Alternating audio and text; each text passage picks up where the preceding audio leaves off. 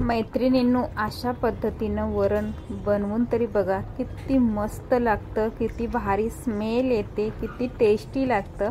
एक वेळ नक्की ट्राय करून बघा आणि मग मला कमेंट करून सांगा वरण कसं झालं होतं।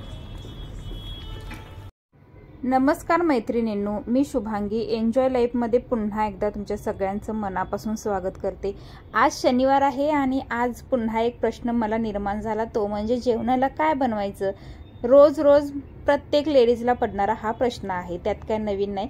तर मी ना आज सकाळच्या जेवणासाठी ना इथे मला मम्मीनं दिलेला कुकर जो आहे त्याचं पण ओपनिंग करायचं होतं, उद्घाटन करायचं होतं, त्याच्यात पहिली डिश बनवायची होती।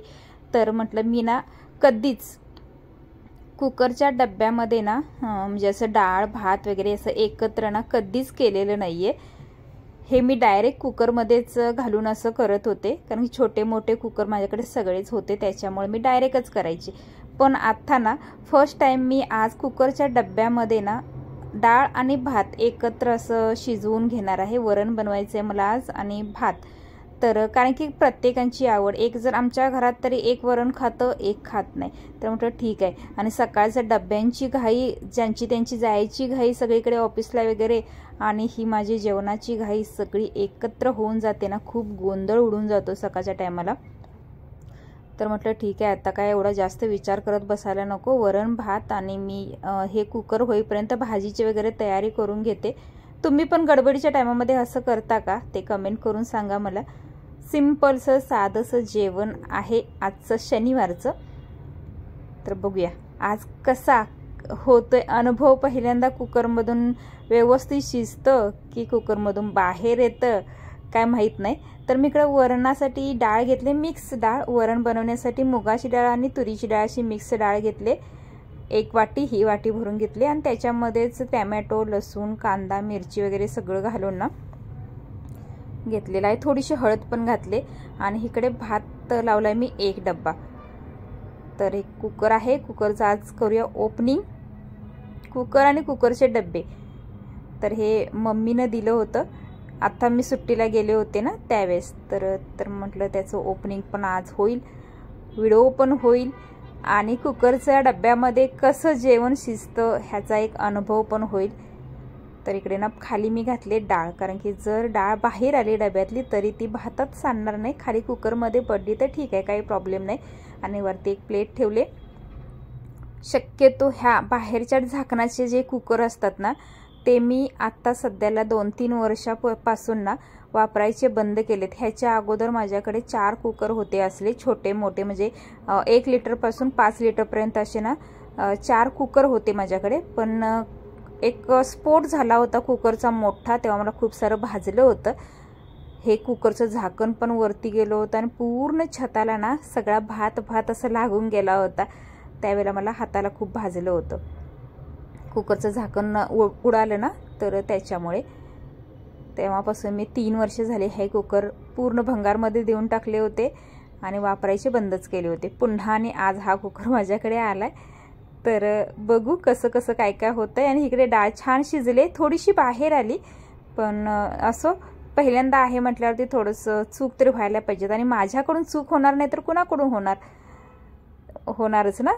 तर हा सगळ्यांना, आमच्या घरात तरी सगळ्यांना माहीत आहे मम्मी चुकणार। तर हे भात पण थोडासा बाहेर आला, ओव्हरफ्लो झाला भाताचा, पण अंदाज नाही त्याच्यामुळे। तर पहिले ना मी वरण बनवून घेते, आणि मग कारण की मी कुकरची शिट्ट्या होईपर्यंत ना भाजीची पण तयारी करून घेतली, कारण की भाजीला मला ना आता फ्लावर बनवायचा आहे, बिन पाणी न घालता, विदाऊट पाण्याचा, वाफेवरती फक्त असं बनवते भाजी मी। ते पण पहा कशी बनवते ते, खूप सारा कांदा खूप सारा टॅमॅटो वगैरे घालून। आणि वरणला मी इथे आता काहीच घालणार नाहीये, फक्त जिरं मोहरी आणि तमालपत्ती। हे बघा ओव्हरफ्लो झाला ना भात, तर थोडंसं नेक्स्ट टाइम जेव्हा मी करेन ना तर थोडीशी काळजी घेईन की थोडंसं तांदूळ आहे ते कमी घालेन। तेल तापले, तेलामध्ये थोडीशी एकदम जिरा आणि मोहरी घातले, आणि एक तमालपत्ती, जे पान असतं ना, मी त्याला निलगिरीचं पान असं म्हणत होते पहिलं, जेव्हा मला माहीत नव्हतं तेव्हा। निलगिरीच्या पानासारखं सेम दिसतं ते, वाटतं की नाही सांगा जरा। तर ते एकच पान घातलं, ते पण थोडीशी टेस्ट वेगळी येते, त्याची स्मेल असतो ना त्याच्यामुळे, आणि मला ते थोडं आवडतं त्याच्यामुळे थोडीशी हळद घातले. आणि मीठ तर मग काय सगळ्याच जे काही बनवतो आपण त्याच्यात तर मिठाचं तर घातलंच पाहिजे, त्याच्याशिवाय चव कशी येणार ना. तर पहिलं ना मी ते, कारण की जिरा आणि मोहरी जास्तच तडतडले. वरण पातळ नको, वरण एकदम घट्टच पाहिजे. भक्तीला गौरांगला वरण आवडतं, मिस्टरांना वरण खाल्लं की कसं तरीच होतं. काय करायचं, प्रत्येकांचे नखरे करत करत ना असं होतं बघा. तुमच्या घरात पण आहेत का असे नमुने, एकाला एक तर एकाला एक? आमच्याकडे आहेत हा. प्रत्येक वेळेस काही नाही काही ते करायचं म्हटलं, एकाला आवडतं एकाला नाही आवडत, हे होतंच. थोडीशी कोथिंबीर वरून घालते. कोथिंबीर मी अशी डब्यामध्ये ना स्टोअर करून फ्रीजमध्ये ठेवते, छान धुवून वगैरे. मला जास्त लागते कोथिंबीर. आणि सीझन पण आता चालू आहे, भाजी पालेभाज्या आहेत त्या थोडेसे स्वस्त झालेले आहेत त्याच्यामुळे चालतं. आणि चवीनुसार मीठ. कोणाला बीपीचा त्रास असेल तर कमी घाला बरं का. छान एक उकळी येऊ देत बस, कारण की हे ऑलरेडी आपण शिजवून सगळं घेतलेलं आहे त्याच्यामुळे ह्याच्यात आणि जास्त वेळ वाया घालवायला नको. आणि सकाळचा आजचा तरी नाश्ता काही म्हणजे काही नाही केलेला. आज ना मी वरण भातच खायला लावीन सगळ्यांना. म्हणजे मिस्टर काय खातच नाहीत, गौरांग आणि भक्ती स्कूलला गेले.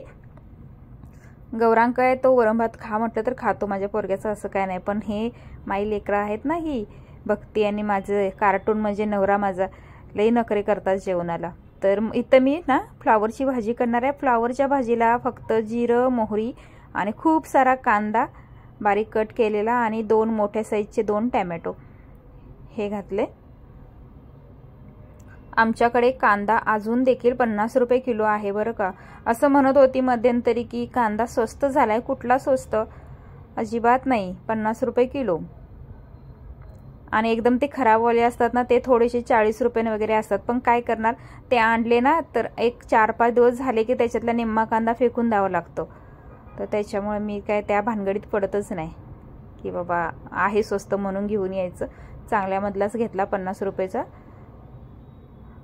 शक्यतो मी ना कांदा टॅमॅटो हे भाजता वेळेस ना मीठ घालते. प्रत्येक व्हिडिओमध्ये जेवढे मी व्हिडिओ अपलोड केलेले आहेत ना जेवणाचे, त्या व्हिडिओ तुम्ही बघितला असाल. मीठ पण घातलं, चटणी आणि हळद, ही माझी घरची चटणी आहे. बस एवढंच हा. मी ह्याच्या व्यतिरिक्त मग काही मसाले वापरत नाही जेवणाला. आणि कोथिंबीर, इकडे खूप सारी कोथिंबीर पण चिरून घेतले, ते आपण नंतर घालूया. थोडंसं मसाले भाजू देत. मसाले भाजल्यानंतर थोडंसं ना म्हणजे समजतं आपल्याला, तेल सोडायला लागतात. तर त्याच्यामध्ये सिंपल सी असते. प्रत्येक लेडीज ना लगेचच जाणून जाते की बाबा हा आपला मसाला पण भाजलेला आहे, कांदा टॅमॅटो पण छान भाजलेला आहे. रोजचं आपलं असतं ना, ह्याच्यातून का सुटका आहे का आपल्याला. तर इकडे छान असा मी फ्लावर धुवून घेतलाय, छोटे छोटे पीस असं केलेत. आणि आता ना ह्या फ्लावरला मी एक थेंब पण पाण्याचा घालत नाही हा. असंच पूर्ण असं वाफेवरती शिजवून घेते. त्याच्यामुळं टेस्ट भारी लागते. आणि एक असं म्हणजे मऊ असा फ्लावर होत नाही. आपण भाजतो ना फ्लावर तेल टाकून, अशा पद्धतीनं होतो. त्याच्यामुळे टेस्ट ना छान लागते. तुम्ही पण एक वेळ करून बघा असंच न पाणी घालता. माझी मम्मी ना पहिलं पाणी वगैरे घालून अशी शिजवत होती, पण आता नाही. मी माझी पद्धत बघितल्यानंतर ना हे छान मिक्स करून घेतले. आणि एक 10 मिनिटं ना ह्याला बारीक एकदम बारीक गॅस करून ठेवायचं. मधून मधून 2-3दा हलवलं. आणि आता आपला फायनली फ्लावर ना छान शिजलेला आहे. मस्त आहे बघा, खाली लागला नाही काय काही नाही. तर थोडीशी ही काळजी घ्यायची आपण की अधूनमधून ना एक चमचा फिरवत राहायचं, म्हणजे खाली लागत नाही फ्लावर. आणि छान शिजले. एवढी कढई म्हणजे भाजी शिजेपर्यंत कढई माझी अजून गरम झालेली नाही आहे, दांडे हा हे. तर मी इझिली ते उचलून खाली घेतलं. इकडे तवा गरम करत ठेवला होता आणि चपाती पण करून घेतली फुल तवा भरून. थोडंसं चपातीचं पीठ आज तेलाच्या डब्यामध्ये पडलं, दिसत असेल तुम्हाला बाजूला. मला आता ते चपाती झाल्यानंतर पूर्ण काढावं लागेल. तर ही असते माझी अशी टम्म फुगलेली मोठीच्या मोठी चपाती. माझी अशी असते. आणि माझ्या वहिनीची चपाती छोटे असतात, पण तिच्या पण ना मस्त फुगतात पण आणि छान होतं. ज्या मऊ अशी वेगळ्याच पद्धतीनं चपाती ती बनवते. तर ती एक ना वेळ मला बघावं लागेल ती कशी बनवते ते, आणि ते पण ट्राय करावं लागेल. तिकडे जास्त काही चपाती आज करायच्या नव्हत्या, 5 ते 6 चपात्या करायच्या होत्या टिफिन पुरत्या, कारण की मग थंड झाले की दुपारी खायला होत नाही, त्याच्यामुळे तेवढंच. आणि हे बघा इकडे हे आपलं साधं सिंपल ताट तयार आहे या जेवायला सगळ्यांनी. कसा वाटला व्हिडिओ आजचा कमेंट करून नक्की सांगा. सिंपलचं साधंसं जेवण विदाऊट मसाले.